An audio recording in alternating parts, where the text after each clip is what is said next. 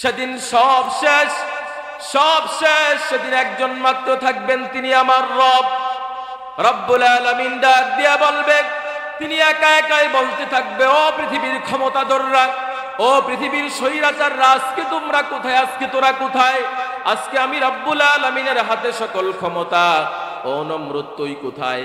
ও ফেরাউন তুই কোথায়? ও কারণ তুই কোথায়? আজকে তোদের কোনো ক্ষমতা নাই, ক্ষমতা নাই, ক্ষমতা নাই। সেদিন একজনের ক্ষমতা থাকবেন, তিনি কে? লা শিবহা লাহু ওয়ালা শাবীহা লাহু, লা ওয়ালাদা লাহু ওয়ালা ওয়ালিদা লাহু, وهو الفرد الصمد لم يلد ولم يولد ولم يكن له كفوا أحد. ونشهد أن سيدنا ونبينا وبشيرنا وحبيبنا وحبيب ربنا وطبيبنا وطبيب أرواحنا ومحبوبنا ومرشدنا ومولانا محمدا عبد الله ورسوله، الذي أرسله بالحق بشيرا ونذيرا وداعيا إلى الله بإذنه وسراجا منيرا. فقد قال الله تعالى في كلامه المجيد وفي فرقانه الحميد: أعوذ بالله من الشيطان الرجيم. بسم الله الرحمن الرحيم. القارعة ما القارعة وما أدراك ما القارعة. صدق الله المولانا العظيم. وفي شان حبيب محمد رسول الله صلى الله عليه وسلم: إن الله وملائكته يصلون على النبي يا أيها الذين آمنوا صلوا عليه وسلموا تسليما.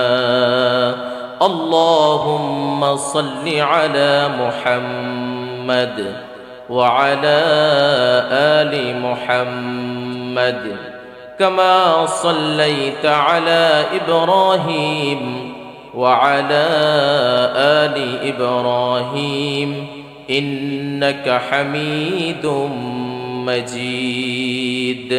اللهم بارك على محمد وعلى آل محمد كما باركت على إبراهيم وعلى آل إبراهيم إنك حميد مجيد. হাজারো ব্যথা বেদনার পরে ফিরে আসনি তুমি আপন ঘরে, দিনের আলো তুমি ছড়িয়ে দিতে, চলে গেলে মদিনায় মক্কা ছেড়ে। হে রাসূল তোমাকে ভুলি আমি কেমন করে, হে রাসূল তোমাকে ভুলি আমি কেমন করে। খেয়ে না খেয়ে দিন প্রচারের কাজে নিজেকে দিয়ে ছবি নিয়ে, তায়েফের কাফিরেরা চিনল না সে আলো, দুষ্ট ছেলেদের পিছু দিল লেলিয়ে। পাথরের আঘাতে ক্ষত বিক্ষত হয়ে সারা শরীর থেকে রক্ত ঝরে। হে রাসূল তোমাকে ভুলি আমি কেমন করে, হে রাসূল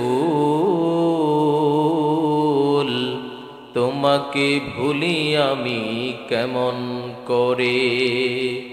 সমস্ত প্রশংসার একমাত্র মালিককে। আল্লাহর নাম নিতে কি ভয় লাগে? কথা বলেন, ভয় লাগে? এই কণ্ঠ দিয়েছেন কে? নামযোগ্য কার? সমস্ত প্রশংসার একমাত্র মালিককে, সকল ক্ষমতার উৎসকে। কেউ যেটা দেখে না দেখে কে? কেউ যেটা দেয় না দেয় কে? পৃথিবীর যে মানুষ, পৃথিবীর মানুষগুলো যেটা দেখে না সেটা আমার রব্বে কারীম দেখেন, ঠিক কিনা? পৃথিবীর মানুষরা যেটা দিতে পারে না সেটা আমার রব্বে কারীম দিতে পারেন। হসপিটালে যখন যাবেন ডাক্তাররা বলবে আমার কাজ এখানেই শেষ, আমি আর এই রোগীকে বাঁচাতে পারবো না। কিন্তু আল্লাহ সুবহানাহু ওয়া তাআলা বলেন তোমার খেলা যেখান থেকে শেষ আমার খেলা সেখান থেকে শুরু। তো যেটা কেউ দেখে না, যেটা কেউ দিতে পারে না, সেটা দিতে পারেন তিনি কে? ওই রব্বুল আলামিনের ভালোবাসা, ওই রব্বুল আলামিনের মায়া, ওই রব্বুল আলামিনের মমতা, ওই রব্বুল আলামিনের ভালোবাসা এত বেশি আমাদের প্রতি, যেটা পৃথিবীর কোনো মানুষ সেই ভালোবাসা দিতে পারবে না। রব্বুল আলামিন বলেন, ও দুনিয়ার মানুষেরা শোনো শোনো, আমি রব্বুল আলামিন তোমাদের প্রতি কত ভালোবাসা প্রদান করেছি জানো নাকি?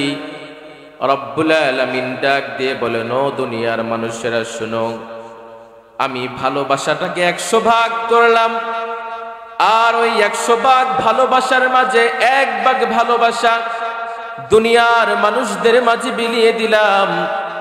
ওই 1 ভাগ ভালোবাসা শুধুমাত্র আমি পাই নাই, আমার বাম পাশে সভাপতি হিসেবে যিনি বসে আছেন তিনি শুধু পান নাই। গোটা পৃথিবীতে যত মানুষ এসেছেন এবং কিয়ামত পর্যন্ত যত মানুষ পৃথিবীতে আসবে, রব্বুল আলামিন বলে ওই 1 ভাগের সিটে ফোটা শুধুমাত্র পাবে, আর 99 ভাগ ভালোবাসা আমি রব্বুল আলামিনের কাছে রেখে দিয়েছি। চিৎকার করে বলুন সুবহানাল্লাহ। রব্বুল আলামিন এত ভালোবাসা নিজের কাছে রেখে দিয়েছেন। দুনিয়ার মানুষদের কাছে 1 ভাগ ভালোবাসা, ওই 1 ভাগ ভালোবাসা শুধুমাত্র একা মিলে আমি পাই নাই, আমি ওই 1 ভাগের সিটে ফোঁটা পেয়েছি। 1 ভাগের সিটে ফোঁটা পাওয়ার পরেও আমার ভালোবাসার কোনো কমতি নাই। আমার মায়ের জন্য আমার ভালোবাসা, আমার বাবার জন্য আমার ভালোবাসা, আমার ভাই বোনদের জন্য আমার ভালোবাসা, আমাদের স্ত্রীদের জন্য ভালোবাসা, সন্তান সন্ততির জন্য ভালোবাসা। দুনিয়াতে ভালোবাসার জন্য মানুষ জীবনও দিয়ে দেয়। রব্বুল আলামিন বলেন, না না না না, শুধুমাত্র ভালোবাসার 1 ভাগের সিটে ফোঁটা পেয়েছো, তা এই অবস্থা তোমাদের। কিন্তু আমি রব্বুল আলামিনের কাছে 99 ভাগ ভালোবাসা আমি রেখে দিয়েছি। আমার ভালোবাসার কোনো কমতি নাই। ও দুনিয়ার মানুষেরা, আমি তোমাদেরকে সব থেকে বেশি ভালোবাসি। আপনি যদি মনে করেন আপনাকে দুনিয়ার কোনো মানুষ সব থেকে বেশি ভালোবাসে, না না, দুনিয়ার মানুষরা আপনাকে শুধু স্বার্থের জন্য ভালোবাসে। বাবা মা ছাড়া দুনিয়ার মানুষরা স্বার্থের জন্য সবাই ভালোবাসে, কিন্তু সব থেকে বেশি ভালোবাসেন তিনি কে? আল্লাহ রাব্বুল আলামিন আমাদেরকে সব থেকে বেশি, পৃথিবীর সবার থেকে বেশি সেই রাব্বুল আলামিন সব থেকে বেশি ভালোবাসেন। আলহামদুলিল্লাহ, ইতিহাস, ঐতিহ্য, শিক্ষা, দীক্ষা যে জেলার সুনাম এবং সুখ্যাতি ছড়িয়ে পড়েছে বিশ্বময়, ঐতিহ্যবাহী, এটা কি জেলা? গফরগাঁও জেলা। পোস্টারে কিছুই দেয়া নেই। আমি মুজাহিদ ভাইকে ফোন দিয়ে বলছি, ভাই পোস্টারে তো কোনো নামই দেয়া নাই, কোন এলাকায় আসবো, কোন এলাকায় যাব, কোনো কিছুই তো খুঁজে পাচ্ছি না। গফরগাঁও জেলার ঐতিহ্যবাহী, গফরগাঁও উপজেলা, ময়মনসিংহ জেলা। আচ্ছা, ঐতিহ্যবাহী ময়মনসিংহ জেলার অন্তর্গত গফরগাঁও উপজেলার মৃত ব্যক্তিদের রুহের মাগফিরাত কামনায় জামিয়া সিদ্দিকিয়া সোনু সরকার বাড়ি মাদ্রাসা ও পাঞ্জেখানা মসজিদের উদ্যোগে ঐতিহাসিক বার্ষিক তাফসিরুল কোরআন মাহফিলের আজকের অনুষ্ঠানের সম্মানিত সভাপতি উস্তাজুল আসাতিজা, উস্তাজুল উলামা, কোদাব্বসপুর ফাজিল মাদ্রাসার অনারেবল প্রিন্সিপাল হযরত মাওলানা মুহাম্মদ বদরুল আলম সাহেব, আতালাল্লাহু উমরাহু ওয়া বারাকাল্লাহু ফি হায়াতি, আমরা সকলে পড়ি আমিন। সহ সভাপতি হিসেবে যিনি আছেন হযরত মাওলানা মুহাম্মদ আব্দুস সাত্তার সাহেব, সাবেক সহচবার বীরবখুরা বালিকা দাখিল মাদ্রাসা, আতালাল্লাহু উমরাহু ওয়া বারাকাল্লাহু ফি হায়াতি, আমরা সকলে পড়ি আমিন। আমন্ত্রিত মেহমান হিসেবে এসেছেন হযরত মাওলানা মুহাম্মদ শামসুল হক সাহেব, সাবেক প্রধান শিক্ষক, বড়বড়া টানপাড়া সরকারি প্রাথমিক বিদ্যালয়, আতালাল্লাহু উমরাহু ওয়া বারাকাল্লাহু ফি হায়াতি, আমরা সকলে পড়ি আমিন। আমার আগে অত্যন্ত গুরুত্বপূর্ণ কথা রেখেছেন উস্তাজুল উলামা, বিশিষ্ট আলেমে দ্বীন হযরত মাওলানা মুহাম্মদ আব্দুল হক সাহেব, ইমাম ও খতিব মসজিদুর রহমান জামে মসজিদ ও মুহাদ্দিস দারুল উলুম মাদ্রাসা মিরপুর 13 ঢাকা। আল্লাহ তাআলা হুজুরের কথাগুলো আমাদের আমলে তৌফিক দান করুন, পড়ুন আমিন। কথা রেখেছেন আল্লামা মুফতি মাহবুবুল্লাহ কাসেমি, মুতাওয়াল্লি খানকায়ে মাদানিয়া হুসাইনিয়া মুমিন শাহী। যারাই কথা বলেছেন নিশ্চয়ই তারা কোরআন থেকে কথা বলেছেন, আর কোরআন থেকে যারা কথা বলে তারা কি বলে? সত্য কথা বলে। কোরআনের কথা সত্য, কোরআনের কথা মিথ্যা নয়, ঠিক কিনা?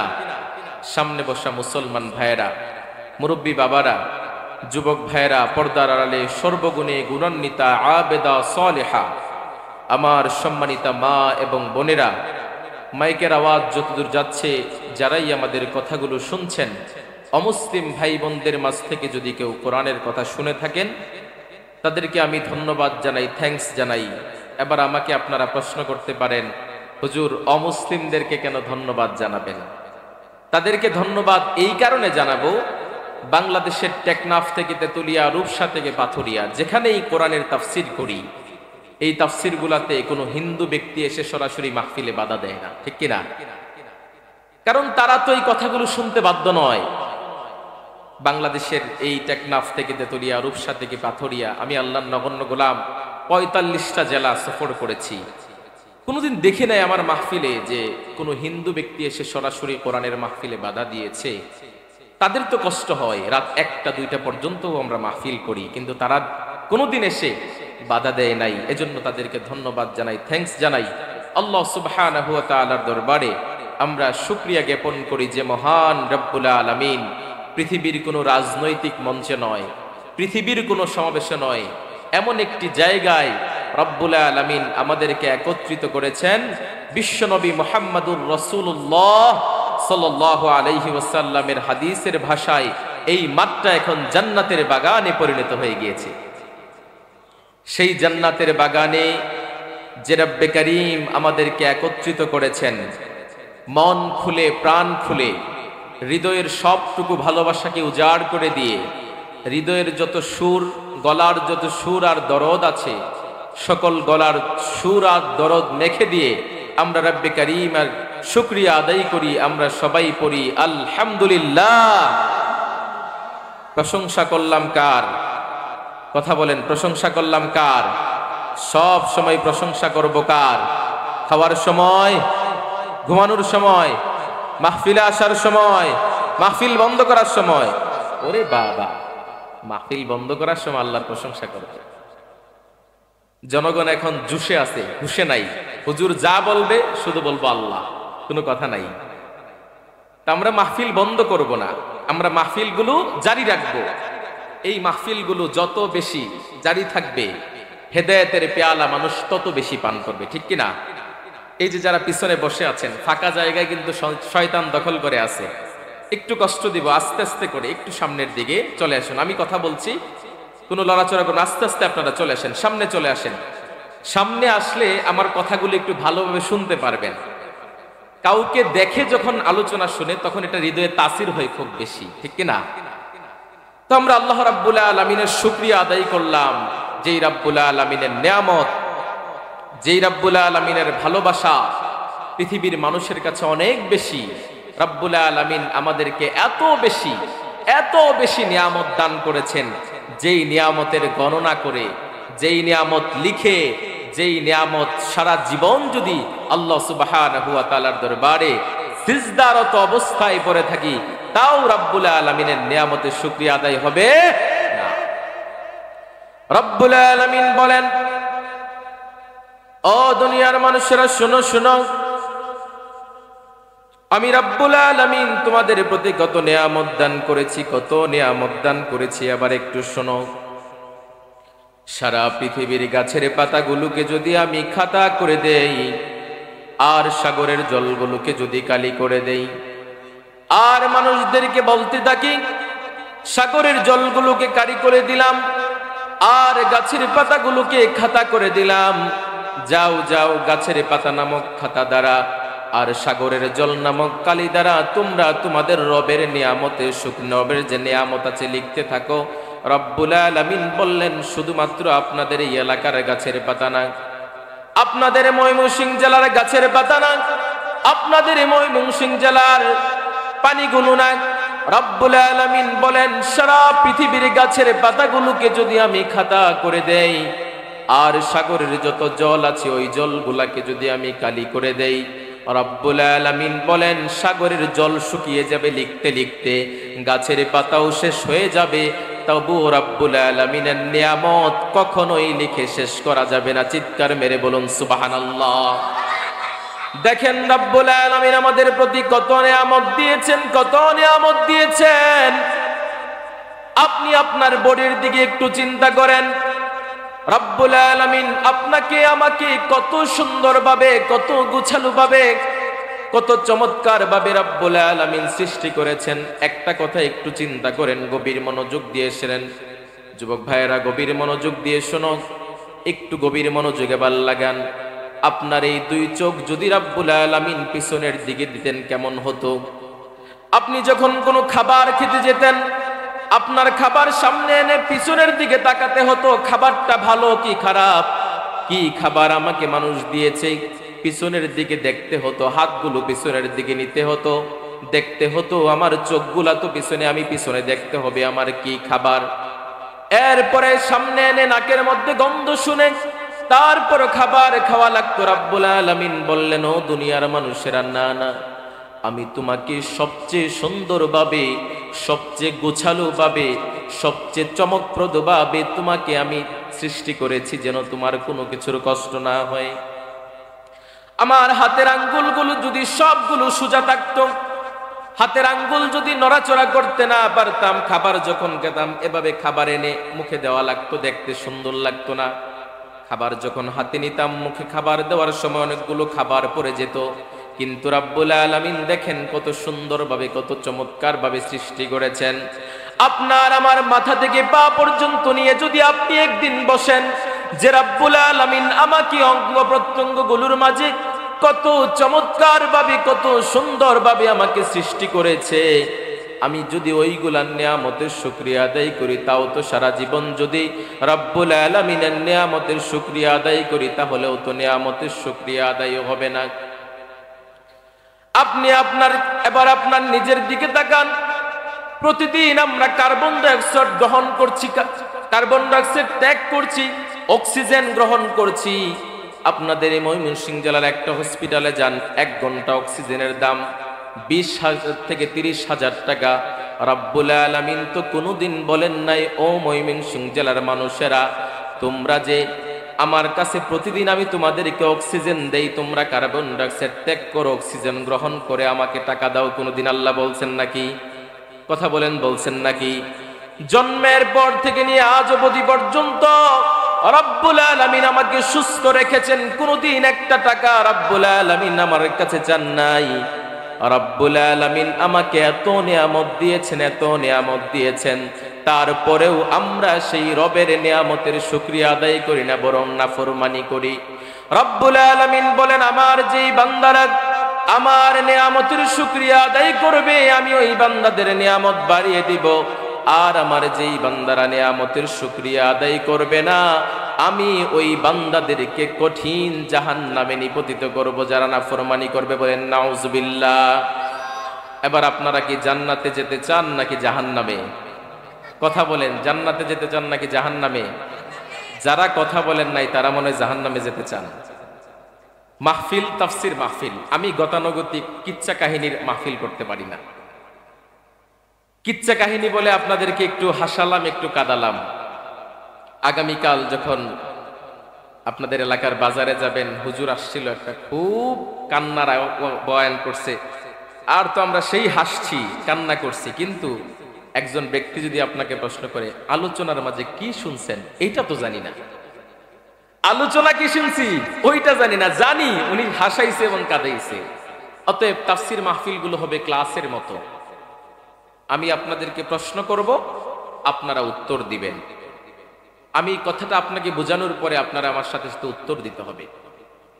তো এবার বলেন, আপনারা কি জান্নাতে যেতে চান নাকি জাহান্নামে? জান্নাতে যদি যেতে হয় তাহলে শুকরিয়া আদায় করব কার? আল্লাহ। আমরা আজকে সরাসরি কোরআন থেকে কথা শুনবো, যেই কোরআনের মাঝে কোনো ভুল নাই, যেই কোরআনের মাঝে কোনো সন্দেহ নাই, যেই কোরআনের মাঝে কোনো সংশয় নাই।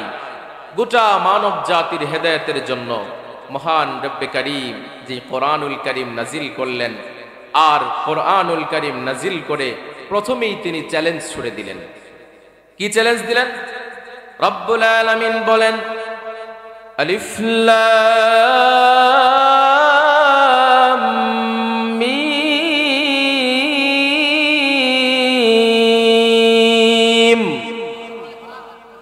যালিকাল কিতাবু লা রাইবা ফীহি হুদাল লিল মুত্তাকিন।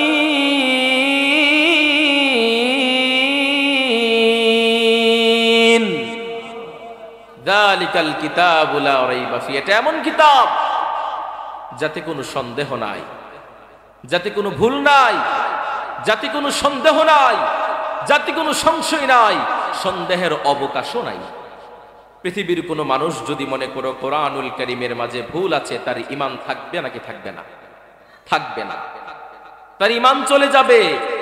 এই কোরআনুল কারীম রব্বুল আলামিন দিয়েছেন আমাদের জন্য, শুধু মুত্তাকিদের জন্য না।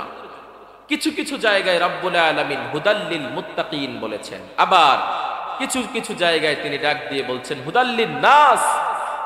রব্বুল আলামিন বলেন, শাহরু রমাদানাল্লাযী উনজিলা ফীহিল কুরআন হুদাল লিন্নাসি ওয়া বায়্যিনাতিম মিনাল হুদা ওয়াল ফুরকান।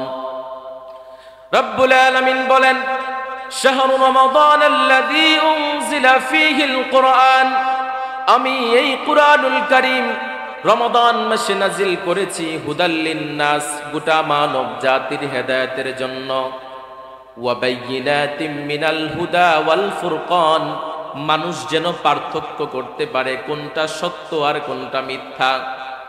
আপনি যদি পবিত্র কোরআনুল কারীম তিলাওয়াত করেন, আপনি যদি পবিত্র কোরআনুল কারীম পড়েন, আপনি বুঝতে পারবেন কোনটা সত্য আর কোনটা মিথ্যা। আমি কি সত্য পথে আছি নাকি আমি মিথ্যা পথে আছি? রব্বুল আলামিন বলেন, শুধুমাত্র ময়মনসিংহ জেলার জন্য কোরআন না, শুধুমাত্র বাংলাদেশের জন্য কোরআন না, গোটা মানব জাতির হেদায়েতের জন্য রব্বুল আলামিন পবিত্র কোরআনুল কারীম নাজিল করে দিলে। পড়ুন সুবহানাল্লাহ। রাব্বুল আলামিন বললেন শুধুমাত্র মুসলমানদের অন্তরে যে কোরআন বৃদ্ধি পায়, ঈমান বৃদ্ধি পায় তা না, কোরআন শুনলে ইহুদি বেঈমান নাসারাদের অন্তরেও রাব্বুল আলামিন কোরআনের নূরকে জাগ্রত করে দেন। আবু জাহেল, উতবা, শাইবা, মুগিরেদারদের কাছে যখন বিশ্বনবী দ্বীনের দাওয়াত নিয়ে গেলেন, কোরআনুল কারীমের কথা প্রচার করতে গেলেন, ও আবু জাহেল, যেই পথে আছো সেই পথটা মিথ্যা।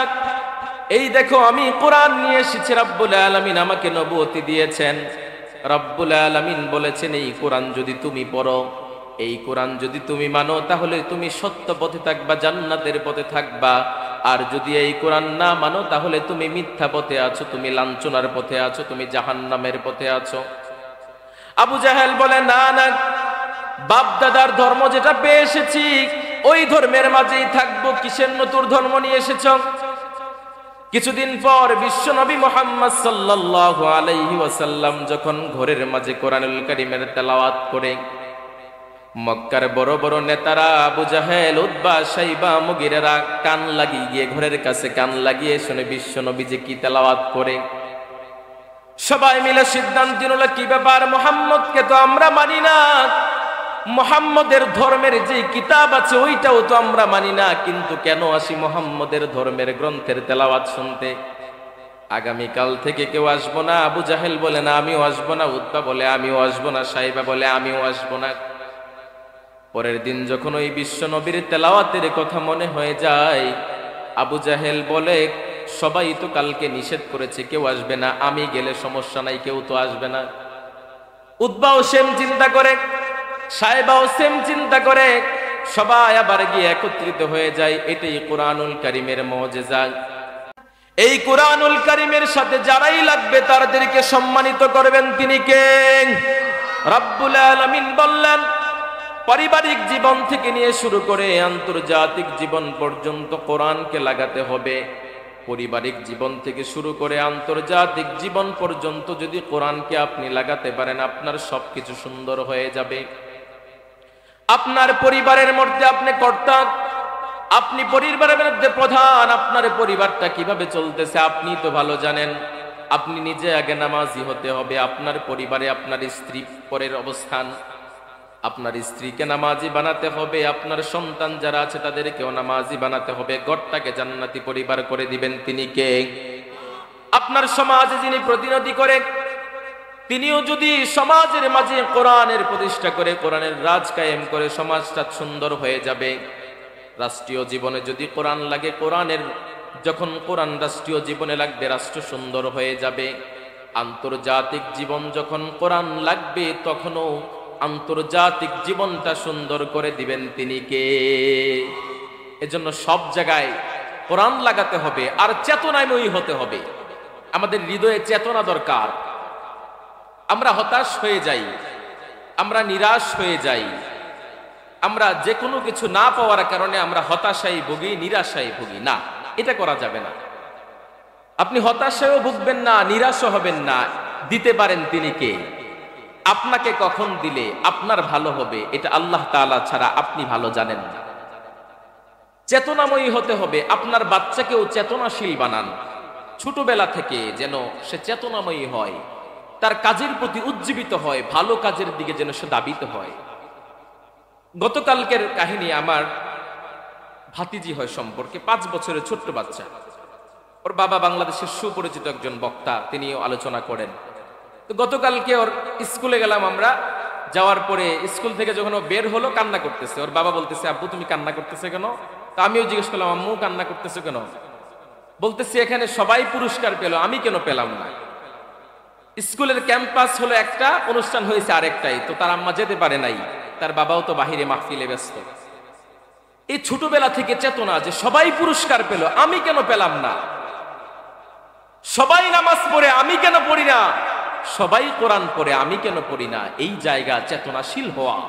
আপনি যদি এই জায়গায় চেতনাশীল হতে পারেন, আপনি যদি এই জায়গায় আপনার সন্তানকে উজ্জীবিত করতে পারেন, আপনার পরবর্তী প্রজন্ম যেটা আসবে সেটা আল্লাহর দ্বীনের কথা বলবে, আল্লাহর কোরআনের কথা বলবে, ঠিক কিনা?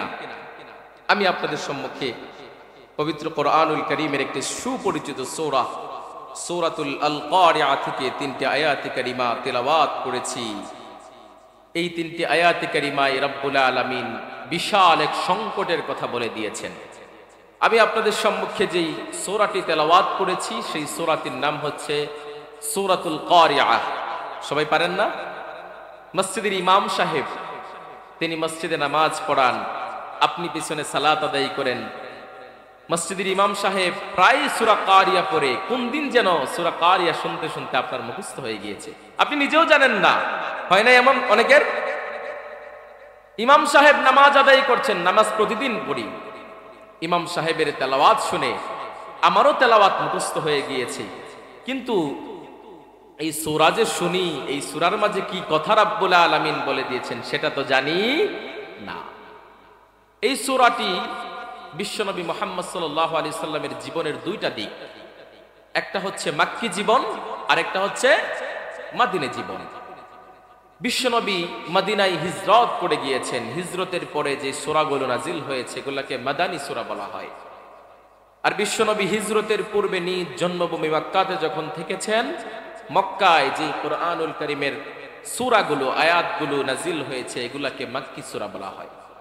তো বিশ্বনবী মুহাম্মদ সাল্লাল্লাহু আলাইহি ওয়াসাল্লামের মাক্কি জীবনে, বিশ্বনবী মুহাম্মদ সাল্লাল্লাহু আলাইহি ওয়াসাল্লামের মাক্কি জীবনে সূরাতুল কারিআ রব্বুল আলামিন নাজিল করেছেন। আর এই সূরাতুল কারিআতে রব্বুল আলামিন কিয়ামতের একটা ভয়াবহতা, একটা সংকটাপন্ন অবস্থা যে হবে রব্বুল আলামিন এই সূরাতে তিনি লিপিবদ্ধ করে দিয়েছেন। কিয়ামত যে হবে এটা আমরা কি জানি কি জানি না? বিশ্বাস হয়? কথা বলেন। এই যে পিছনের ভাইয়েরা, মুরব্বী বাবারা একটু জোরে আওয়াজ করবেন, কিয়ামত যে হয় আপনারা আপনারা বিশ্বাস করেন? বিশ্বাস করি। এই কিয়ামত যদি আমরা বিশ্বাস না করি, আমরা যদি এই কিয়ামতের প্রতি দৃঢ় ঈমান না রাখি, তাহলে আমাদের ঈমানের ঘাটতি থাকবে, ঈমান চলেও যাবে। রব্বুল আলামিন যেটা কোরআনুল কারীমের মধ্যে লিপিবদ্ধ করে দিয়েছেন, ওই জিনিস যদি আপনি নিজে না মানেন, আপনি নিজের বাস্তব জীবনে এটাকে আপনি মানুষের কাছে আপনার নিজের সাথে আপনি ওই কাজগুলো না মিলান, আপনার ঈমানের বড় ঘাটতি হয়ে যাবে। রব্বুল আলামিন বলেন, আল কারিআতু মাল কারিআতু ওয়া মা আদরাকা মাল কারিআ। আল কারিআ মহাপ্রলয়, সংকটাপন্ন অবস্থা, বিকট আওয়াজ হয়ে যাবে। আল কারিআ বিকট আওয়াজ, মহাপ্রলয়। রব্বুল আলামিন কিয়ামত হওয়ার আগে বিকট আওয়াজ দিবেন, জোরে আওয়াজ করবেন। এবার যদি আপনাদের কাছে প্রশ্ন রাখি, আপনারা সব থেকে বেশি আওয়াজ হয়েছে এমন শুনছেন কি জিনিস বলেন তো? কি জিনিস সবচেয়ে বেশি আওয়াজ হয়েছে আপনার জীবনে শুনছেন বলেন তো কয়েকটা? যে সবচেয়ে বেশি আওয়াজ আমি শুনছি এই জিনিসটা বলেন। ঠাডা, বিজলি যখন চমকায়, যখন আকাশ থেকে কি পড়ে? ঠেডা পড়ে, ওই জায়গাটা। আচ্ছা আপনাদের ভাষায় বলি ঠেডা। এই ঠেডা পড়া সবচেয়ে বেশি কঠিন আওয়াজ আপনারা শুনেছেন। আমরা হৃদয়ে থরথর করে কাঁপি, হৃদয়ে ভয় অনুভব হয়, কোন সময় জানি আমার বাড়ির পাশে এসে ঠেডাটা। এই অবস্থায় আমরা থাকি, কিন্তু রব্বুল আলামিন বললেন ওই ঠেডার মতো আওয়াজ না। ওই মহা বিপদ সংকটাপন্ন অবস্থায় এমন আওয়াজ হবে পৃথিবীর কোনো মানুষ শুনে নাই। রব্বুল আলামিন ওই ঠেডা মারার জন্য, ওই হুইসাল বাজানোর জন্য, বিকট আওয়াজ করার জন্য রব্বুল আলামিন একজন ফেরেশতাকে নিযুক্ত করে দিলেন। ওই ফেরেশতার নাম কি? হযরতে ইসরাফিল আলাইহিস সালাম। হযরতে ইসরাফিল আলাইহিস সালাতু ওয়াস সালাম রব্বুল আলামিনের আদেশে পৃথিবী হওয়ার পর থেকে ফেরেশতাদের যখন পৃথিবীতে রব্বুল আলামিন সৃষ্টি করলেন, হযরতে ইসরাফিল আলাইহিস সালামকে দায়িত্ব দিলেন, তুমি সিংহা নিয়ে, তুমি হুইসাল নিয়ে দাঁড়িয়ে থাকো। তোমার কাজ হবে আমি যখন আদেশ করব তখন তুমি হুইসাল বাজাবা, আমি যখন আদেশ করব তখন বিকট আওয়াজ দিবা। হযরতে ইসরাফিল আলাইহিস সালাতু ওয়াস সালামের পা গুলো জমিনের নিচে, আর ইসরাফিল আলাইহিস সালাতু ওয়াস সালামের মাথাটা আসমানের উপরে।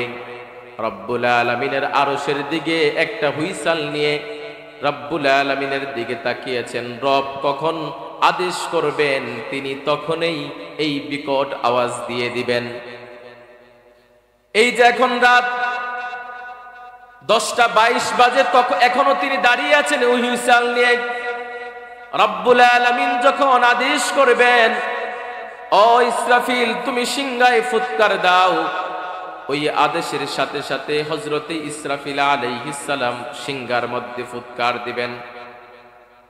রব্বুল আলামিন বললেন আল কারিআ, মহাপ্রলয়, বিপদ সংকট অবস্থা, বিকট আওয়াজ যখন হয়ে যাবে, ইসরাফিল আলাইহিস সালাম সিংহায় ফুৎকার দেওয়ার সাথে সাথে বিকট শব্দ হবে। রব্বুল আলামিন বলেন মাল কারিআ, ওই মহাপ্রলয় কি তোমরা জানো নাকি? ওয়ামা আদরাকা মাল কারিআ, মহাপ্রলয় সম্বন্ধে কিছু তোমরা জানো নাকি? রব্বুল আলামিন বললেন ওই সিংহায় দেখেন হযরতে ইসরাফিল আলাইহিস সালাম সিংহায় ফুৎকার দিবেন। সিংহায় ফুৎকার দেওয়ার সাথে সাথে বিকট আওয়াজ হয়ে যাবে, যেন তার আওয়াজ হবে না, বিকট আওয়াজ এমন হয়ে যাবে। রব্বুল আলামিন এই সূরার পরের অংশে বলেন ইয়াউমা ইয়াকুনুন নাসু কাল ফারাশিল মাবথুস, সেদিন মানুষগুলা বিক্ষিপ্ত পতঙ্গের মতো দৌড়াদৌড়ি করতে থাকবে, ছোটাছুটি করতে থাকবে। মানুষগুলা বিক্ষিপ্ত হয়ে যাবে, মানুষগুলা দৌড়াদৌড়ি আরম্ভ করবে। কেউ থাকবে বাজারে, কেউ থাকবে মাঠে, কেউ থাকবে ঘাটে, কেউ থাকবে টয়লেটে। যে যে অবস্থায় থাকবে ওই অবস্থায় দৌড়াদৌড়ি আরম্ভ করবে। বিকট আওয়াজ যখন চলে আসবে, চিৎকার এমন আওয়াজ হবে, এমন আওয়াজ, মানুষগুলা দৌড়াদৌড়ি আরম্ভ করবে। আপনারা তো মাছি দেখেছেন, মাছি যেমন ছটপট ছটপট করে, ওই মানুষগুলা সেই দিন বিক্ষুব্ধ হয়ে যাবে, ছটপট ছটপট করবে। জমিন তার ভাতটা ছেড়ে দিবে, ওই মানুষগুলা দৌড়াদৌড়ি আরম্ভ করবে। কোথায় যাব আজকে, কোথায় যাব? মানুষের যাওয়ার কোনো জায়গা নাই, মানুষগুলা দৌড়াদৌড়ি ছোটাছুটি আরম্ভ করবে, বিক্ষিপ্ত হয়ে যাবে। মানুষগুলা কিছু উত্তর পাবে না, হতাশা আর হতাশা তাদের ভিতরে কাজ করবে, বেদিশ হয়ে যাবে। মানুষগুলা দৌড়াদৌড়ি আরম্ভ করবে, মানুষগুলা বিক্ষিপ্ত পতঙ্গের মতো তারা দৌড়াদৌড়ি আরম্ভ করবে। ওই দিন মানুষের কোনো হুঁশ থাকবে না। রব্বুল আলামিন পরের আয়াতের মধ্যে বলেন ওয়া তাকুনুল জিবালু কাল ইহনিল মানফুস, পর্বতগুলো ধুলিত হবে, রঙিন পশমের মতো পাহাড়গুলো উঠতে থাকবে।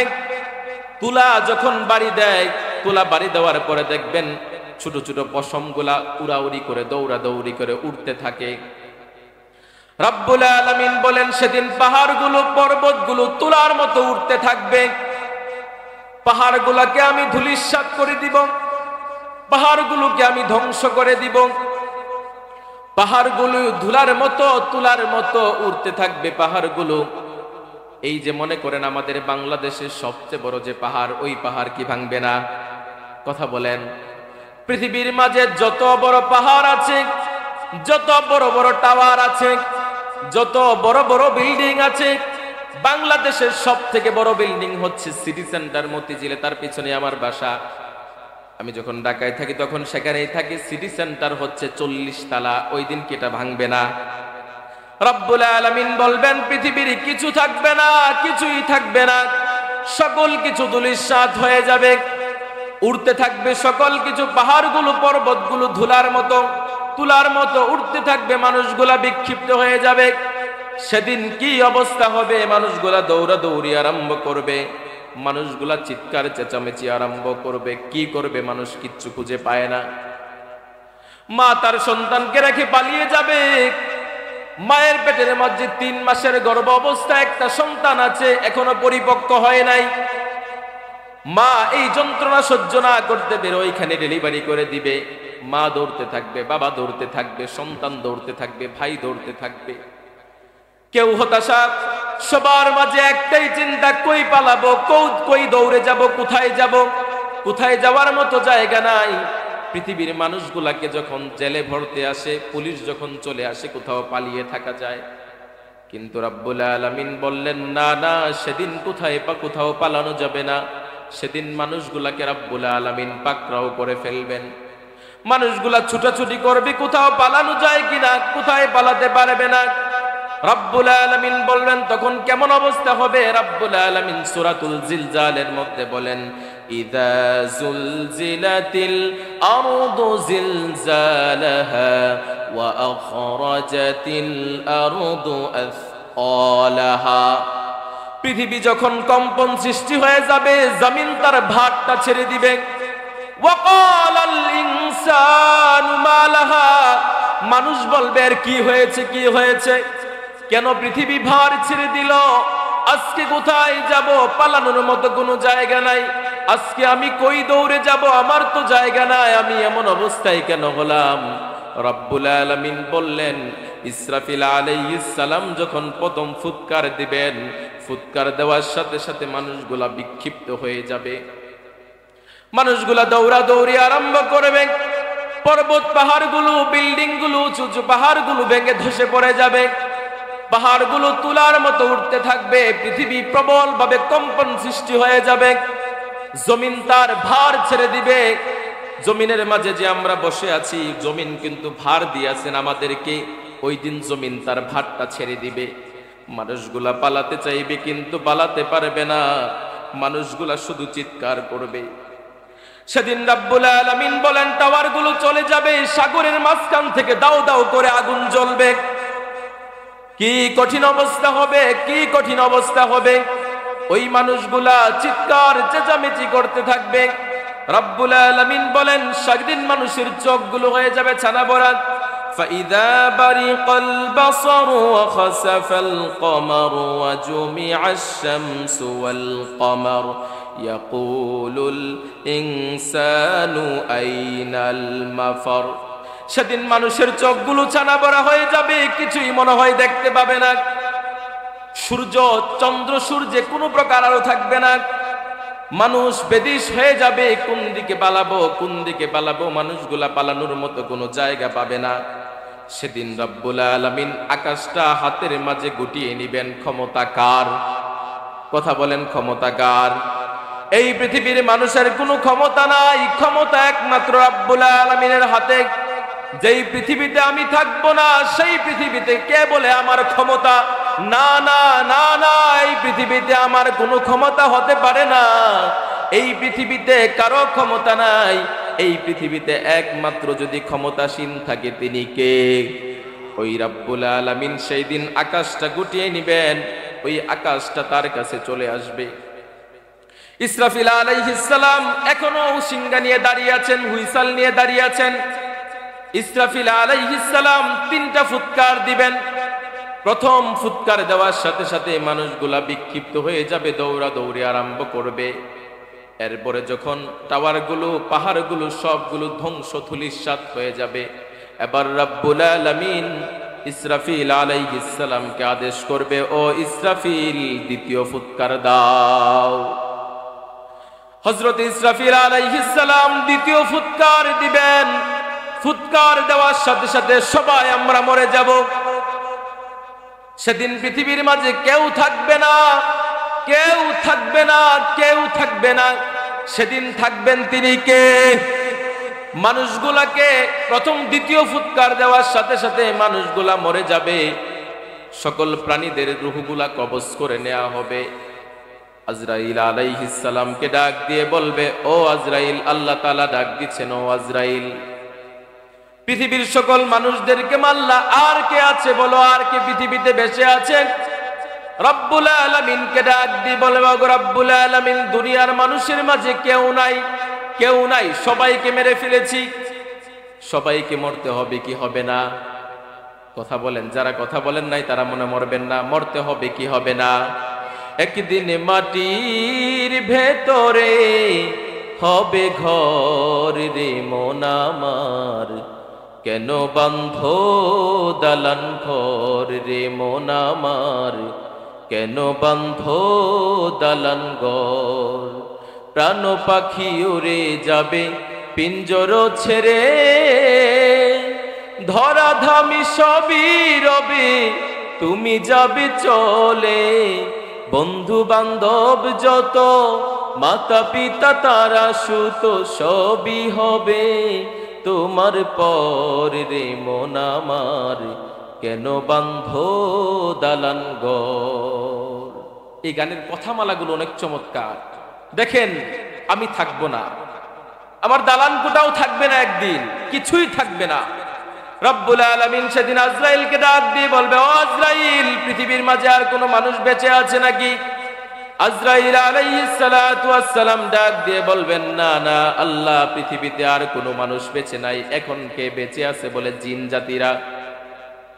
রব্বুল আলামিন বললেন, জিন জাতিদের রূহটা তুমি কবজ করো, কারণ রব্বুল আলামিন শুধুমাত্র পৃথিবীতে মানুষগুলা এবং জিন জাতিকে সৃষ্টি করেছেন তার গোলামি করার জন্য। রব্বুল আলামিন বলবেন, তোমার সহকর্মীরা আছে, যাও হযরতে মিকাইলের জানটা তুমি কবজ করে নিয়ে আসো। যেই মিকাইল আলাইহিস সালাম মেঘ বৃষ্টির বন্টন করেন, মানুষের রিজিক বন্টন করেন, হযরত মিকাইল আলাইহিস সালাতু ওয়াস সালামের রূহটা কবজ করে নিয়ে আসা হবে। রব্বুল আলামিন আবার ডাক দিয়ে বলবে, আর কে আছে? বলে, আর আছে ইসরাফিল এবং জিবরাইল আলাইহিস সালাম। রব্বুল আলামিন বললেন, যাও যাও, ইসরাফিলের রূহটাও তুমি কবজ করে নিয়ে আসো। ইসরাফিল আলাইহিস সালাম সিংহায় ফুৎকার দিবেন কয়টা? কথা বলেন, কয়টা দিবেন? কয়টা? 3টা। ইসরাফিল আলাইহিস সালামের রূহটা কবজ করে নিয়ে আসা হবে। 2টা ফুৎকার দেওয়ার পরে তিনার রূহ শেষ। রব্বুল আলামিন বলবেন, যাও যাও, ইসরাফিলের রূহ কবজ করা শেষ, এবার যাও। যেই ফেরেশতা নবীদের কাছে ওহী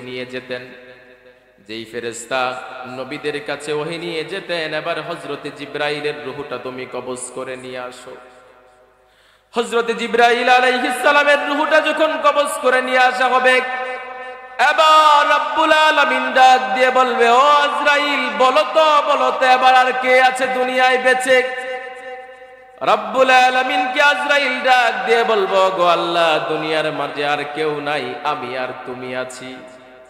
হযরতে আজরাইল বলবেন, গো আল্লাহ, তুমি তো মরবা না, আমি তো মরবো। রব্বুল আলামিন বললেন, আজরাইল, এবার তুমি মরো।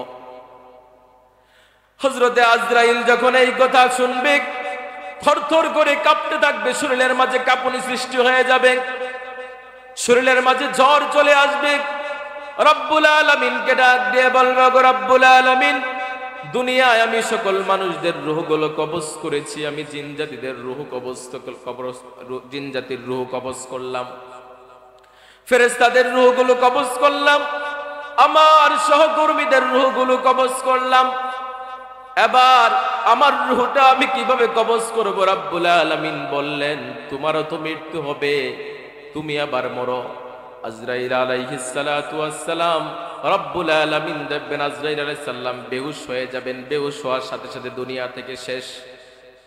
এবার রব্বুল আলামিন পৃথিবীর মানুষদের কাছে আর কেউ নাই, জিন জাতীয়রা নাই, ফেরেশতাও নাই, সেদিন একজন আছেন, তিনি কে? কথা বলেন, তিনি কে? সামনের ভাইয়েরা না পিছনের ভাইয়েরা? বলেন, তিনি কে? পৃথিবীর মানুষ নাই, জিন নাই, ফেরেশতা নাই, কেউ নাই, কেউ নাই। সেদিন একজন মাত্র থাকবেন, তিনি হচ্ছে আমাদের আল্লাহ। রব্বুল আলামিন বললেন, কুল্লু মান আলাইহা ফানি ওয়া ইয়াবকা ওয়াজহু রাব্বিকা যুল জালালি ওয়াল ইকরাম ফাবিআইয়ি আলাই রাব্বিকুমা তুকাযযিবান। সেদিন সব শেষ, সব শেষ। সেদিন একজন মাত্র থাকবেন, তিনি আমার রব। রব্বুল আলামিন ডাক দিয়া বলবে, তিনি একা একাই বলতে থাকবে, ও পৃথিবীর ক্ষমতাধররা, ও পৃথিবীর স্বৈরাচাররা, আজকে তোমরা কোথায়? আজকে তোরা কোথায়? আজকে আমি রব্বুল আলামিনের হাতে সকল ক্ষমতা। ও নমরুদ, তুই কোথায়? ও ফেরাউন, তুই কোথায়? ও কারণ, তুই কোথায়? আজকে তোদের কোনো ক্ষমতা নাই, ক্ষমতা নাই, ক্ষমতা নাই। সেদিন একজনের ক্ষমতা থাকবেন, তিনি কে? সেদিন রব্বুল আলামিনের হাতে সকল ক্ষমতা। কেউ ক্ষমতার সেদিন বাঘ বসাতে পারবে না, দুনিয়ার মাঝে কেউ থাকবে না।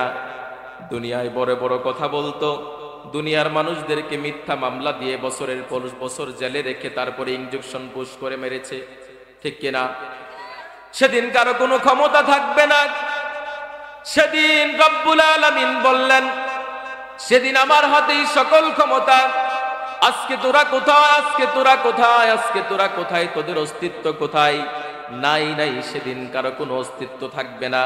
রব্বুল আলামিন বলেন, লিমানিল মুলকুল ইয়াউমা লিল্লাহিল ওয়াহিদিল কাহ্হার। আল্লাহ বলবেন সেদিন ক্ষমতা কার? ক্ষমতা একমাত্র আমি রব্বুল আলামিনের হাতে আমার ক্ষমতা। রব্বুল আলামিন বলবেন আমার হাতে আজকে ক্ষমতা। ক্ষমতা আজকে কারোর হাতে নাই। আপনারাই তো দেখলেন ক্ষমতার কত অপব্যবহার মানুষগুলা করেছে। কিন্তু তাদেরকে আমরা বলি, তোমরা কি নমরুদ থেকে কোনো শিক্ষা নিতে পারো কিনা? নমরুদ থেকে শিক্ষা নেয় না, ফেরাউন থেকে শিক্ষা নেয় না, কারুন থেকে শিক্ষা নেয় না, আবু জাহেল উতবা সাইবা থেকে শিক্ষা নেয় না। দুনিয়ায় ক্ষমতা ক্ষমতা বলে চিৎকার করে, আছে না নাই? কথা বলেন, আছে না নাই? দুনিয়ায় ক্ষমতা, আহারে ক্ষমতা। ওরে তুমি যে ক্ষমতায় বসলা, ক্ষমতা তো আল্লাহ ফেরাউনকেও দিয়েছিল, নমরুদকেও দিয়েছিল, কারুনকে দিয়েছিল, আবু জাহেল উতবা সাইবা তাদেরকেও তো ক্ষমতা দিয়েছিল। কিন্তু তাদের কি পরিণত হয়েছে একটু দেখো না, একটু তাকাও, একটু তাদের দিকে তাকাও, দেখতে পাবা তোমার ক্ষমতার কতটুকু তোমার আছে। হযরতে মুহাম্মদ সাল্লাল্লাহু আলাইহি ওয়াসাল্লামের যখন সন্তানগুলো, ছেলে সন্তানগুলো মৃত্যুবরণ করলো, মুহাম্মদ সাল্লাল্লাহু আলাইহি ওয়াসাল্লামকে ডাক দিয়ে বললেন, ও মুহাম্মদ, তুই তো লেজ কাটা, তুই নির্বংশ। রাব্বুল আলামিন বললেন, না না, মুহাম্মদ নির্বংশ না। মুহাম্মদ নির্বংশ হতে পারে না। যারাই মুহাম্মদকে নির্বংশ বলবে তারাই নির্বংশ হয়ে যাবে। কথা বলেন না কেন? আবু জাহেলের বংশধর আছে? কেউ কি নিজেকে দাবি করে আবু জাহেলের বংশধর? কিন্তু আমরা বিশ্বনবীর বংশধর দাবি করি, ঠিক কিনা? কেউ নাই। অতএব পরবর্তী প্রজন্ম, পরবর্তী সময়ে যারা ক্ষমতায় বসবেন তাদেরকে আমরা সাধারণ জনগণ হিসাবে বলি যে একবার ফেরাউনের দিকে তাকাবেন, একবার নমরুদের দিকে তাকাবেন, 3 নাম্বার বার যার দিকে তাকাবেন তিনি হচ্ছে আমাদের সাবেক প্রধানমন্ত্রী শেখ হাসিনা, ঠিক কিনা? তার দিকে তাকাবেন, দেখেন আল্লাহ তাআলা ছাড় দেন কিন্তু ছেড়ে দেন না। কি অবস্থা করেছে! অন্যায়ের মাত্রা যখন বেড়ে গিয়েছে, মানুষগুলো আর সহ্য করতে পারে নাই, জীবনের মায়া ত্যাগ করে রাস্তায় নেমে গিয়েছে। না না, আর সহ্য হচ্ছে না। রাব্বুল আলামিন বললেন, ও বান্দারা থামো, তোমরা আন্দোলন করেছো, তোমরা নেমেছো, নিজের জীবনটা বিলিয়ে দেওয়ার জন্য দিয়েছো। আমি তাদেরকে, আল্লাহ তাদেরকে সব কটিকে এই দেশ না এই দেশ থেকে সকল কিছু ধূলিসাৎ করে দিব, ঠিক কিনা? করে নাই? গতকাল ধানমন্ডির 32 নাম্বার বাসা বুলডোজার দিয়ে একদম ধূলিসাৎ করে দিয়েছে। ইতিহাস নাই। তাদের দিকে তাকাতে হবে। আমি এটা হাসার জন্য বলি নাই, আমি বলেছি শিক্ষা নেওয়ার জন্য। তাদের থেকে শিক্ষা নাও। দুনিয়া যারা ক্ষমতা দেখাও, ক্ষমতা ক্ষমতা বলে বড়াই করো, ক্ষমতার অপব্যবহার করো, শিক্ষা নাও। আল্লাহ রাব্বুল আলামিন স্বৈরাচারদেরকে ছাড় দেন কিন্তু ছেড়ে দেন। সেদিন রাব্বুল আলামিন বলবেন, লিমানিল মুলক, সেদিন ক্ষমতা কার? সেদিন একমাত্র ক্ষমতা হবে আল্লাহর। রাব্বুল আলামিন বলবেন, এবার ইসরাফ, পৃথিবীর সকল মানুষগুলা মরে গেল, জিনগুলা মরে গেল, ফেরেশতারাও মরে গেল। এবার ইসরাফিল আলাইহিস সালামকে রাব্বুল আলামিন জীবিত করে দিবেন। ইসরাফিল আলাইহিস সালাম আবার সিংহা ফুৎকার নিয়ে দাঁড়িয়ে থাকবেন আরশের দিকে তাকিয়ে। রব্বুল আলামিন বলবেন, ও ইসরাফিল, এবার সিংহায় আরেকটা ফুৎকার দাও, পড়ুন সুবহানাল্লাহ। 3 নাম্বার ফুৎকার দেওয়ার সাথে সাথে মানুষগুলা উঠে দাঁড়িয়ে যাবে, মানুষগুলা উঠে দাঁড়িয়ে যাবে, ফুৎকার দিবে আর মানুষগুলা দাঁড়িয়ে যাবে। মানুষগুলা বলবে, আমরা কোথায় ছিলাম? আমাদের ঘুম কে ভাঙালো? আমাদের ঘুমটা আজকে কে ভাঙিয়ে দিল? সেদিন রাব্বুল আলামিন 3য় ফুৎকার দেওয়ার সাথে সাথে, ইসরাফিল আলাইহিস সালাতু ওয়াস সালামের 3য় ফুৎকার দেওয়ার সাথে সাথে রাব্বুল আলামিন পৃথিবীর সকল মানুষগুলাকে জীবিত করে দিবেন। পৃথিবীর সকল মানুষগুলাকে জীবিত করার মাধ্যমে রাব্বুল আলামিন পৃথিবীর সকল মানুষদেরকে যখন জীবিত করবেন, পৃথিবীর মানুষগুলা বলবে আমরা কোথায় ছিলাম, ঘুমেছিলাম, আমাদের ঘুম ভাঙালো কে? পৃথিবীর সকল মানুষরা দৌড়াদৌড়ি আরম্ভ করবে। সেদিন পৃথিবীর সকল মানুষদের শরীরে কোনো কাপড় থাকবে না, উলঙ্গ থাকবে। আমি উলঙ্গ থাকবো, আপনি উলঙ্গ থাকবেন, কেউ উঠাকুটি করবেন না। এবার আসেন গভীর মনোযোগের একটু আলোচনা। সেদিনের সেই কিয়ামতের ভয়াবহতাটা কেমন হবে একটু হৃদয় দিয়ে উপলব্ধি করেন। আপনাদের সামনে আজকে একটা নকশা তৈরি করে দিচ্ছি কি হবে কিয়ামতের ময়দানে। সেদিন রাব্বুল আলামিন সূর্যটা মাথার আধা হাত বনিয়ে আসবেন, জমিনটা তামা হয়ে যাবে। সূর্যের মাথার তাপে মাথার মগজগুলো কানের ছিদ্র দিয়ে মারের মতো, ভাতের মারের মতো গলে গলে নাকের ছিদ্র দিয়ে পড়বে, কানের ছিদ্র দিয়ে পড়বে। সেদিন মানুষগুলা চিৎকার করবে, রাব্বুল আলামিন আরশের নিচে একটু জায়গা দাও, আরশের নিচে একটু জায়গা দাও। সূর্যটা মাথার আধা হাত উপরে, জমিনটা রাব্বুল আলামিন তামা করে দিবেন।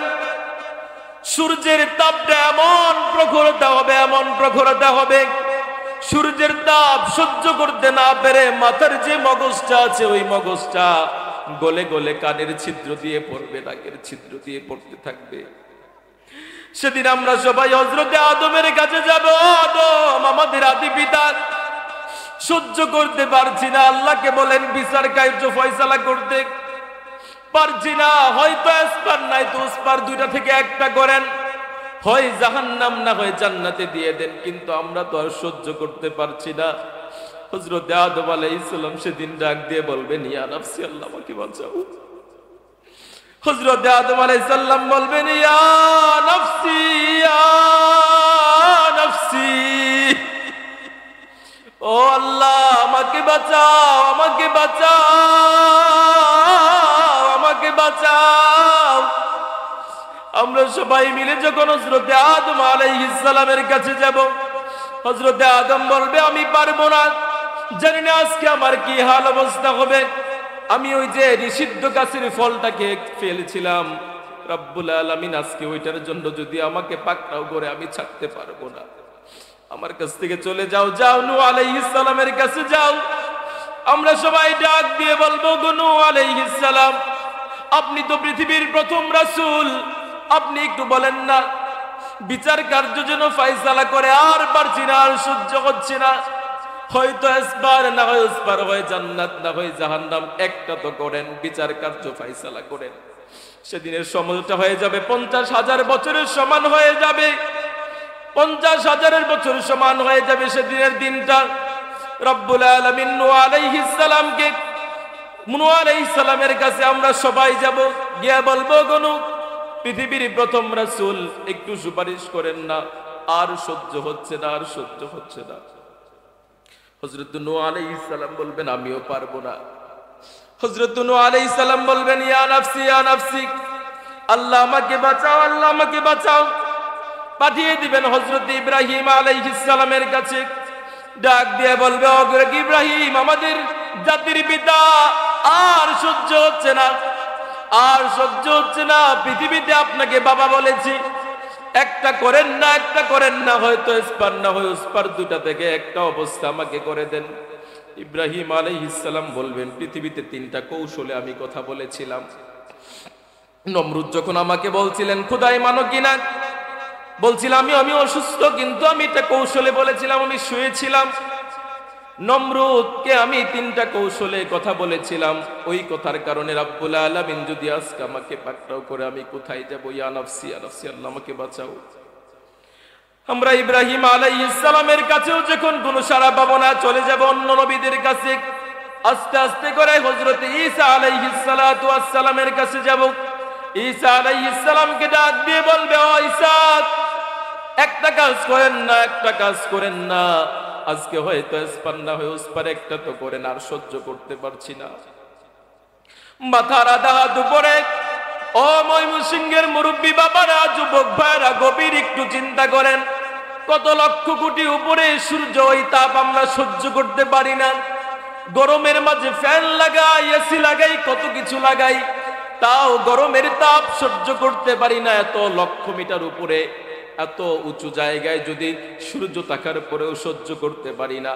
একটু গভীর মনোযোগ দেন। সেদিন যখন বিশ্বনবী মুহাম্মদ সাল্লাল্লাহু আলাইহি ওয়াসাল্লামের কান্না রব্বুল আলামিন সহ্য করতে পারবেন না, ডাক দিয়ে বলবে, ও হাবিব, ও হাবিব, আপনি মাথা তুলেন, আপনার কান্না আমার সহ্য হয় না। বলেন না, বলেন না, আপনার কি লাগবে, আপনার কি লাগবে? বিশ্বনবী মাথা তুলে দাঁড়িয়ে যাবেন, রব্বুল আলামিনের কাছে ডাক দিয়ে বলবেন, ওগো রব্বুল আলামিন, ওগো রব্বুল আলামিন, দুনিয়ায় সকল নবীদেরকে একটা স্পেশাল দোয়া করার জন্য সুযোগ দিয়েছিলা। সকল নবীরা সেটাই দুনিয়ায় করে গিয়েছে, আমি সেই দোয়াটা করি নাই। রব্বুল আলামিন, রব্বুল আলামিন, আমি আমার গুনাহগার উম্মতদের জন্য রেখে দিয়েছি। ওগো রব্বুল আলামিন, ওগো রব্বুল আলামিন, আজকে তুমি যদি অনুমতি দাও, আমি সুপারিশ করে আমার গুনাহগার উম্মতদেরকে জান্নাতে নিয়ে যাব। সুবহানাল্লাহ। সেদিন বিশ্বনবী মুহাম্মদ সাল্লাল্লাহু আলাইহি ওয়াসাল্লাম একমাত্র সুপারিশ করা ব্যক্তি, পৃথিবীর আর কোনো ব্যক্তি সুপারিশ করতে পারবে না। আদম আলাইহিস সালাম শুরু করে নিয়ে সকল নবীরা, সকল রাসূলরা কেউ সুপারিশ করতে পারবে না। প্রথমেই বিশ্বনবী মুহাম্মদ সাল্লাল্লাহু আলাইহি ওয়াসাল্লামের সুপারিশ করবেন, তারপর নবীরা করবেন, তারপর সাহাবায়ে কেরাম করবেন, তাবিন, তবে তাবিন, মুজতাহিদগণ, তারপরে আলেম উলামারাও সুপারিশ করে নিতে পারবেন। কিন্তু প্রথমে যিনি সুপারিশ করবেন তিনি কে? আমার রাসূল সুপারিশ করবেন। রাসূল সুপারিশ করবেন, সুপারিশ করবেন সবার জন্য, গুনাহগার উম্মতদের জন্য সুপারিশ করবেন। কিন্তু সেই নবীকে যখন আমরা আদর্শ মানি না, সেই নবীকে যখন আমরা আমাদের হৃদয়ে ধারণ করি না, নবীর মনে বড্ড কষ্ট লাগে। বিশ্বনবী মুহাম্মদ সাল্লাল্লাহু আলাইহি ওয়াসাল্লামের চাচা আবু তালেব, বিশ্বনবী মুহাম্মদ সাল্লাল্লাহু আলাইহি ওয়াসাল্লাম জন্মের আগে তিনার পিতাকে তিনি হারিয়েছেন। জন্মের পূর্বে পিতাকে হারিয়েছেন, জন্মের পর কিছুদিন পর মাকে হারিয়েছেন। কিছুদিন পর মাকে হারানোর পরে এবার বিশ্বনবী দাদাকে পেয়েছেন, দাদাকেও হারিয়ে ফেলেছেন। দাদাকে হারানোর পরে এবার আর কেউ নাই। আবু তালেব, বিশ্বনবীর চাচা আবু তালেব বিশ্বনবীকে নিয়ে গেলেন মানুষের মতো মানুষ করার জন্য। কিন্তু আবু তালেব বিশ্বনবীকে শুধুমাত্র ভালোবেসেছে, কিন্তু বিশ্বনবীর আদর্শে অনুসরণ করতে পারে নাই। এজন্যই তো তার কিয়ামতের কঠিন ময়দান অবস্থা হবে জাহান্নাম। রব্বুল আলামিন সেদিন বিশ্বনবী মুহাম্মদ সাল্লাল্লাহু আলাইহি ওয়াসাল্লামকে সুপারিশ করার জন্য আদেশ করবেন। বিচার কার্য শুরু হয়ে যাবে। বিচার কার্য যখন শুরু হয়ে যাবে, যেই মানুষগুলা পৃথিবীর মধ্যে সৎ আমল করেছে, পুণ্য কাজ করেছে, তাদের আমলনামা ডান হাতের মাঝে দেওয়া হবে। রব্বুল আলামিন সিসি ক্যামেরার মতো, রব্বুল আলামিন একটা সিসি ক্যামেরার একটা ফুটেজ রব্বুল আলামিনের চোখের সামনে তুলে ধরবেন। সেদিন কোটি কোটি মানুষের সামনে বলবেন, আমার গুনাহগার উম্মতেরা আমার সৎকার, আমার নেককার বান্দাদের থেকে তোরা আলাদা হয়ে যা। দুনিয়ার মাঝে কত গোপনে কাজ করি, গোপনের মাঝে কত গুনাহ করি, রব্বুল আলামিন সেদিন ওই গোপন কাজগুলো সামনে তুলে ধরবেন। রব্বুল আলামিন আমলনামা বলবেন, তোর আমলনামা তুই নিজেই পড়, আমি আমার আমলনামাগুলো পড়ে হতাশ হয়ে যাব। দুনিয়ার মাঝে যা করেছিলাম একটাও তো বাদ নাই, সবগুলো আমার আমলনামার মধ্যে আছে। সেদিন আমরা তোমাদেরকে রব্বুল আলামিন পাকড়াও করে ফেলবেন। এরপরে পুলসিরাত পার হতে হবে। বিশ্বনবী বলেন, পুলসিরাতটা এমন হবে খুরের চেয়েও ধারালো। মুমিন বান্দাদের জন্য বিদ্যুতের গতিতে তারা চলে যাবে জান্নাতের দিকে, আর পুলসিরাত যারা পার না হতে পারবে তারা জাহান্নামে চলে যাবে। ওই মিজানের পাল্লাটা যে বাড়ি হবে, রব্বুল আলামিন বললেন, মিজানের পাল্লা যার বাড়ি হবে সেই হবে জান্নাতি, আর মিজানের পাল্লা যার হালকা হবে সে হবে জাহান্নামী। রব্বুল আলামিন বলেন, ফাআম্মা মান সাকুলাত মাওয়াজিনুহু ফাহুয়া ফি ঈশাতির রাদিয়া।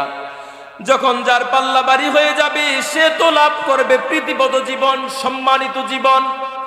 আর যার পাল্লাটা হালকা হয়ে যাবে, ওয়া আম্মা মান খাফ خفت موازينه فأمه هاوية যার পাল্লাটা হালকা হয়ে যাবে তার স্থান হবে হাবিয়া মানে জাহান্নাম ওয়ামা আদরাকা মা হিয়া নারুন হামিয়া সেদিন ওই আগুনটা হবে উত্তপ্ত আগুন সেদিন মানুষের হাত কথা বলবে সেদিন মানুষের জবানটা তালাবদ্ধ হয়ে যাবে রব্বুল আলামিন মুখটাকে তালা মেরে দিবেন হাত কথা বলবে এই হাত দিয়ে কত গুনাহ করেছি এই হাত দিয়ে অন্যের সম্পদ আমি লুণ্ঠন করে হাত দিয়ে নিয়ে এসেছি আমার কান সাক্ষী দিবে আমি ওই দিন মিথ্যা কথা কান দিয়ে শুনেছি সেদিন আমার পা সাক্ষী দিবে আমি মসজিদে যাই নাই আমি নামাজের মাঝে যাই নাই আমি ওয়াজ মাহফিলে যাই না আমি যাত্রা গানে গিয়েছিলাম সেদিন আমার পা সাক্ষী দিবে আমার চামড়াগুলো সাক্ষী দিবে সেদিন রব্বুল আলামিন জবানটাকে বন্ধ করে দিবেন সেদিন সবকিছু সাক্ষী দিবেন রব্বুল আলামিন বললেন আল ইয়াউমা নাখতিমু আলা আফওয়াহিহিম ওয়া তুকাল্লিমুনা আইদিহিম ওয়া তাশহাদু আরজুলুহুম বিমা কানু ইয়াকসিবুন সেদিন জবানের মাঝে তালা লেগে দেওয়া হবে হাত সাক্ষী দিবে পা সাক্ষী দিবে আমি দুনিয়ার মাঝে কি করেছিলাম সেদিন সব কিছু সাক্ষী দিবে আমি সেদিন কিছুই বলতে পারবো না সেদিন আমার হাত সাক্ষী দিবে এরপরে রব্বুল আলামিন বললেন ইয়াউমা ইযি ইয়াসদুরুন নাসু আশতাতাল লিয়ুরাউ আ'মালাহুম সেদিন মানুষ দলে দলে বের হয়ে যাবে তাদের কৃতকর্ম তাদেরকে দেখানো হবে পুণ্যবান ব্যক্তিদের কৃতকর্ম তাদের সামনে তুলে ধরা হবে আর যারা জাহান্নামী যারা বদকার যারা পৃথিবীর মধ্যে অশ্লীলতা করত বেহায়াপনা করত তাদের গুলাও কৃতকর্মগুলো তাদের সামনে দেখানো হবে রব্বুল আলামিন বললেন ফামাইয়া'মাল মিসকালা যাররাতিন খায়রান ইয়ারা ওয়া মাইয়া'মাল মিসকাল যাররাতিন শাররান ইয়ারা সেদিন যারা ভালো কাজ করে পৃথিবীর মধ্যে যদি যাররা পরিমাণ অনুপরিমাণ ভালো কাজ করো সেটাও দেখতে পাবে আর যদি অনুপরিমাণ খারাপ কাজ করে সেটাও তারা সেদিন দেখতে পাবে রব্বুল আলামিন সেদিন তাদেরকে দেখিয়ে দিবেন একদল যাবে জান্নাতে আর একদল যাবে জাহান্নামে যারা জান্নাতে যাবে তারাই হবে সফলকাম যেদিন রব্বুল আলামিন ডাক দিয়ে বলবে ও আমার গুনাহগার বান্দারা তোদেরকে আমি ক্ষমা করে দিলাম আজকে যা জান্নাতে চলে যা তারাই হবে সফলকাম আর রব্বুল আলামিন নেকবতকার অশ্লীলতা বেহায়াপনা মানুষদেরকে মিথ্যাবাদীদেরকে রব্বুল আলামিন ডাক দিয়ে বলবে যা জাহান্নামে যা অতএব আমরা জান্নাতে যেতে চাই কি চাই না সেই জান্নাতে যাওয়ার জন্য রব্বুল আলামিন যা আদেশ করেছেন যা নিষেধ করেছেন ওইগুলা ছাড়তে হবে আদেশগুলো যদি আমরা মেনে চলতে পারি রব্বুল আলামিন বললেন সেদিন আমার অবস্থান হবে জান্নাত আর যদি না মানতে পারি সেদিন অবস্থা হবে জাহান্নাম সেদিন রব্বুল আলামিন জান্নাতি মানুষদেরকে হাকিয়ে হাকিয়ে জান্নাতের দিকে নিয়ে যাবেন আবার জাহান্নামীদেরকেও হাকিয়ে হাকিয়ে জাহান্নামের দিকে নিয়ে যাওয়া হবে জান্নাতি মানুষদেরকে হাকিয়ে হাকিয়ে নিয়ে যাবে সংবর্ধনা দিয়ে লাল গালিজার সংবর্ধনা দিয়ে তাদেরকে জান্নাতের দিকে নিয়ে যাবে আর জাহান্নামীদের দিকে লাঞ্ছনা অপমানিত করে তাদেরকে জাহান্নামের দিকে নিয়ে যাওয়া হবে ওই জান্নাতে আমরা যেতে চাই কিয়ামতের কঠিন ভয়াবহতা অবস্থা যেদিন হয়ে যাবে আল্লাহ তুমি সেদিন আমাদের হিসাব সহজ করে দিও পড়ুন আমিন আল্লাহুম্মা হাসিবনি হিসাবাই ইয়াসিরা আমরা সব সময় এই দোয়া পড়ব আল্লাহ তাআলা যে কথাগুলো বললাম আল্লাহ তাআলা আমাদের আমলে তৌফিক দান করুন